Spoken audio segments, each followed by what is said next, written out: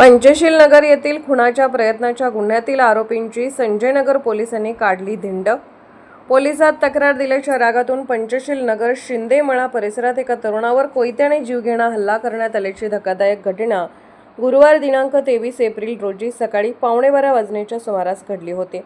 या प्रकरणी अर्जुन रामा गोसावी पाटील वय वर्ष 27 राहणार वाल्मिकी आवास सांगली व त्याच्या 3 अनोळखी साथीदारांविरोधात संजय नगर पोलीस ठाण्यात गुन्हा दाखल करण्यात आला होता।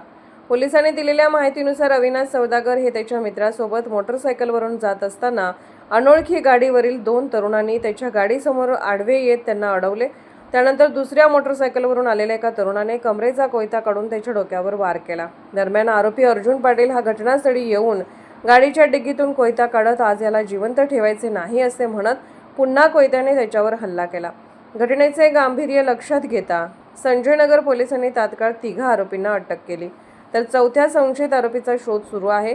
त्या अनुषंगाने पोलिसांनी पंचशील नगर येथील खुनाच्या प्रयत्नाच्या गुन्ह्यातील अटक आरोपी अर्जुन रामा गोसावी उर्फ पाटील यांची सदर पंचशील नगर शिंदे मळा भागातील दहशत कमी व्हावी यासाठी त्यांची पंचशील नगर भागातून रस्त्यापर्यंत धिंड काढण्यात आली।